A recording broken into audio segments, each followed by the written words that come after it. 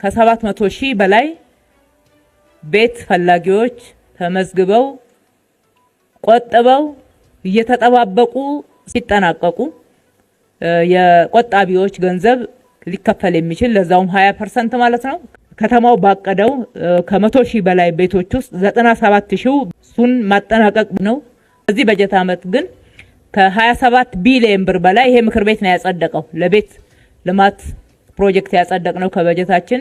ዘንድሮ ከሚሰሩ 100,000 የሚሆኑ ቤቶች አንጻር ወደ 98,000 የሚሆኑ ቤቶች 2018 በጀት ይርን ስንጀምር በልዩ ትኩረት በጀት ተመድቦለታል ለቤት ልማት።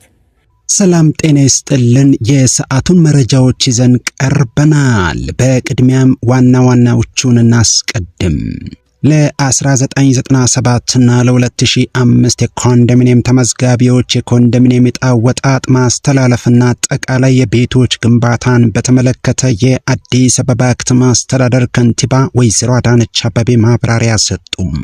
በአዲስ አበባ ከ100,000 ቤቶች ውስጥ በርካቶች ግንባታቸው በፍጥነት እየተከናወነ እንደሚገኝና በርካቶች ደግሞ መጠናቀቃቸውን የአዲስ አበባ ከተማ አስተዳደር ከንቲባ ወይዘሮ አዳነች አቤቤ ጨምረው ተናግረዋል። ከዚህ ቀደም የነበረው አሰራር 20% ከቆጣቢው ቀሪው በባንክ ብድር ይገነባ እንደነበረ ተናግረው አሁን ለቤቶች ግንባታ ልዩ ትኩረት በመስጠታችንና በርካታ ቤቶችን በአጭር ጊዜ ለመገንባት ስላቀደን 27 ቢሊዮን ብር በጅተናል። ይህ ተደርጎ አይታወቅም ብለዋል። አጠቃላይ የኮንዶሚኒየም ግንባታ ማስተላለፍን ጨምሮ በተለያዩ ጉዳዮች ላይ ዝርዝር ማብራሪያ ሰጥተዋል። ከራሳቸው አንደበት እንከታተላለን። የአዲስ አበባ ቤቶች ልማትና አስተዳደር ቢሮ ኃላፊ ቅድስት ወልደ ጊዮርጊስ በበኩላቸው በ2018 በጀት ዓመት ለመገንባት ከታቀደው 100,000 ቤቶች ውስጥ 98,000 ቤቶች ግንባታቸው በፍጥነት እየተከናወነ ይገኛል ብለዋል። አጠቃላይ የኮንዶሚኒየም ቤቶች ግንባታና ግንባታቸውን በተመለከተ ቢሮአቸውን የተመለከቱ ጉዳዮችን በዝርዝር አብራርተዋል። የመኖሪያ ቤት ችግርን በዘላቂነት ለመቅረፍ የሞርጌጅ ስርዓትን ለማስጀመር ዝግጅት እየተደረገ መሆኑን ጠቅላይ ሚኒስትር ዶክተር አብይ አህመድ መናገራቸው ይታወሳል። የቤት ልማት ፖሊሲ በቅርቡ መጽደቁን የገለጹት ጠቅላይ ሚኒስትሩ በሚቀጥሉት 5 ዓመታት በመንግስትና በግል አጋርነት 1.5 ሚሊዮን ቤት ለመገንባት ሰፋፊ ስራዎች መጀመራቸውን ተናግረዋል። የቤት አልሚዎችና ገዢዎች ከባንኮች ጋር በማዋዋል ቤት የሚያለሙበት የሞርጌጅ የአሰራር ስርዓት ኢትዮጵያ ውስጥ እስካሁን ድረስ አለመኖሩን በማንሳት ቤት አልሚዎችም ሆኑ ቤት ገዢዎች ሳይጎዱ ከባንኮች ጋር ተዋውለው ቤት የሚያገኙበትን አሰራር ለመጀመር ዝግጅት እየተደረገ መሆኑን አብራርተዋል። እነዚህንና አጠቃላይ ከኮንዶሚኒየም ጋር የተገናኙ መረጃዎችን በዝርዝር እንመለከታለን።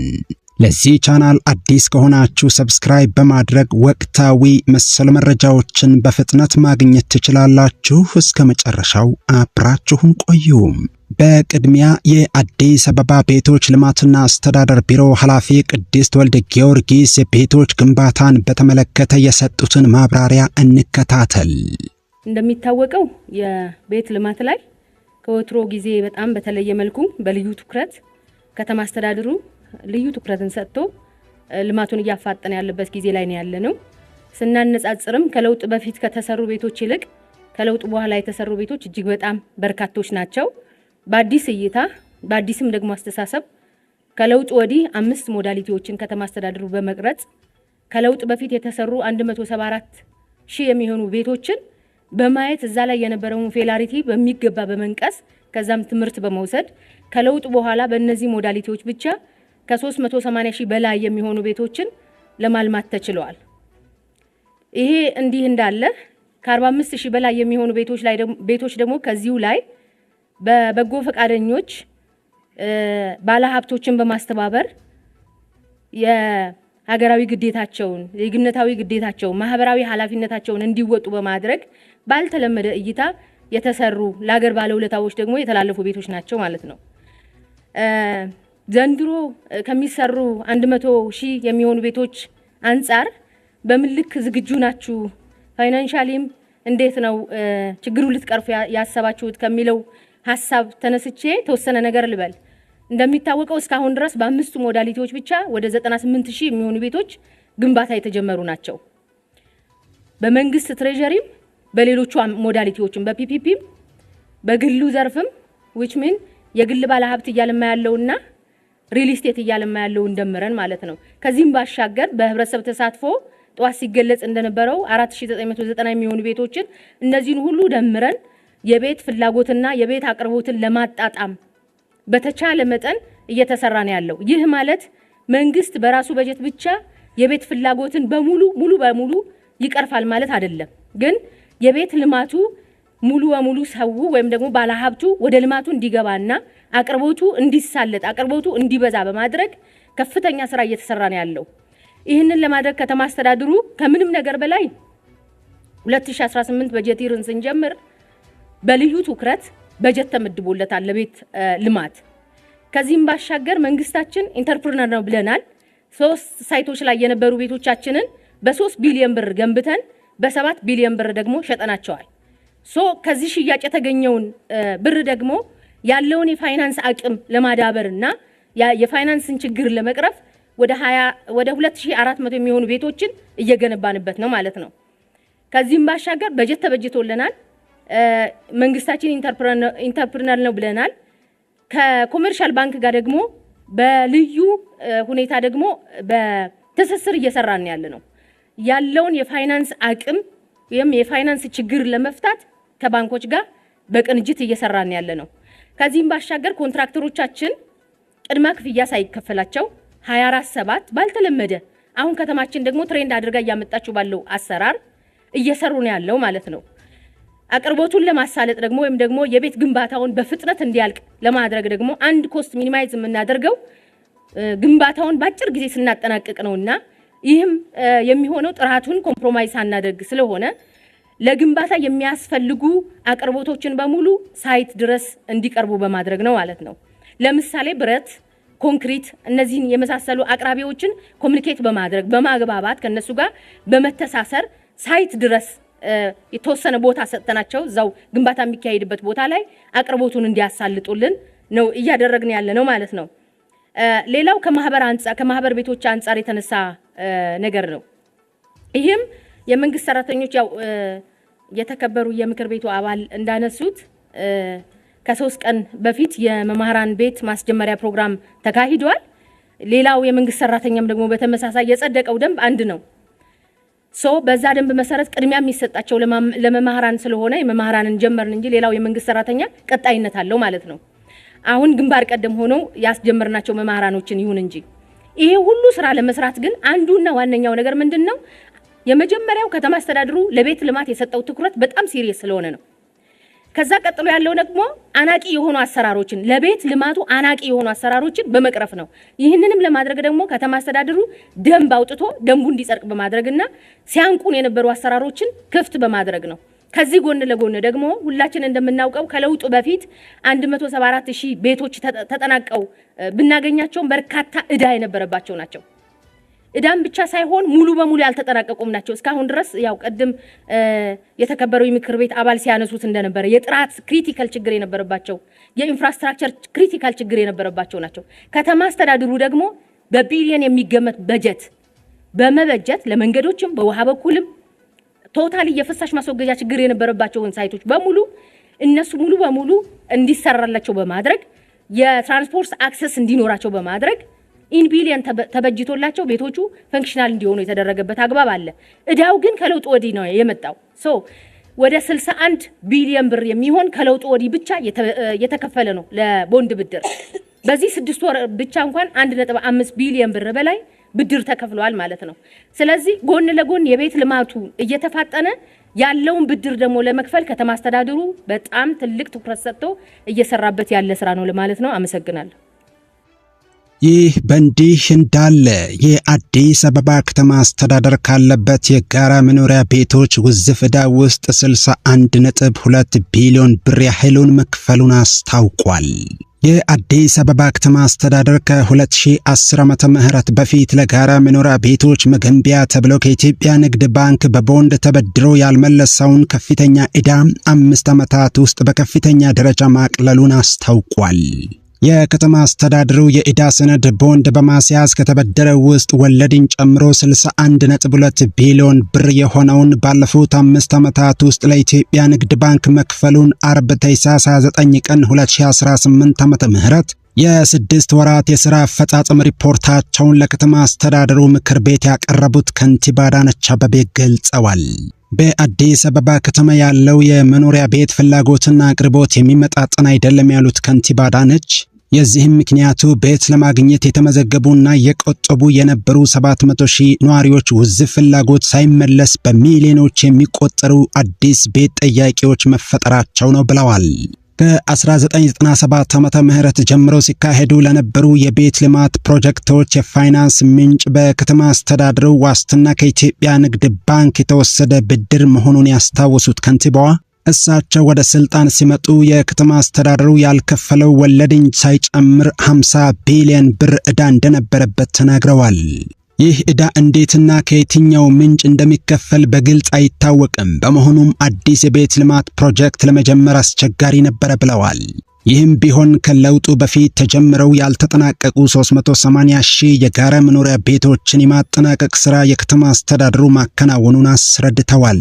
አክለውም የሚመሩት አስተዳደር በዘንድሮ በጀት ዓመት አጋማሽ ድረስ የከፈለውን 1.1 ቢሊዮን ብርን ጨምሮ ባለፉት 5 ዓመታት ውስጥ 61.2 ቢሊዮን ብር ዕዳ ለኢትዮጵያ ንግድ ባንክ ተመላሽ መደረጉን ገልጸዋል። ነገር ግን አሁንም ከ32 ቢሊዮን ብር በላይ ዕዳ የከተማ አስተዳደሩ እንዳለበት የጠቆሙት ከንቲባ አዳነች አቤቤ ይህንን ገንዘብ ወደ ቤት ልማት ብናውለው የመኖሪያ ቤት ችግርን ምን ያህል ሊቀርፍ እንደሚችል መረዳት ያስፈልጋል ብለዋል።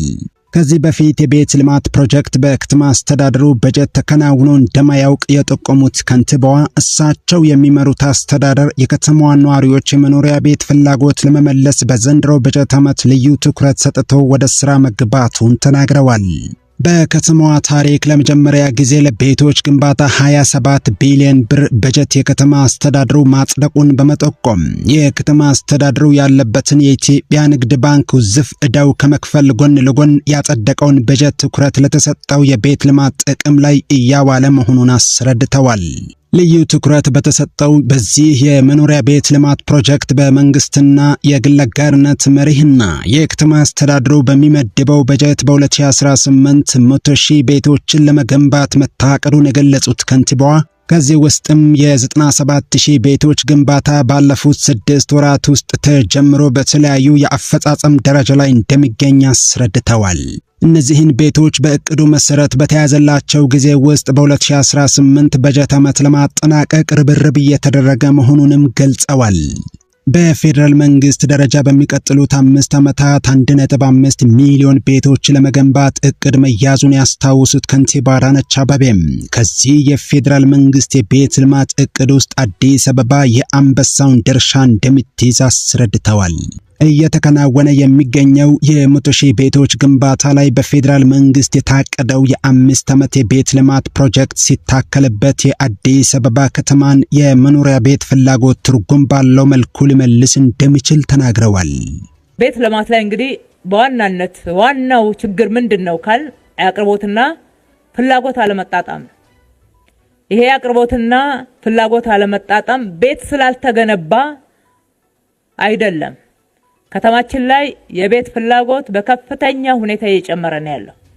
አንደኛ ውዝፍ ጥያቄ ያለ ሳይመለስ የቆየ ይሄ ለውጥ ሲመጣ ከ700,000 በላይ ቤት ፈላጊዎች ተመዝግበው ቆጥበው እየተጠባበቁ ሳሉ ነው ይህንን ኃላፊነት የተረከብነው።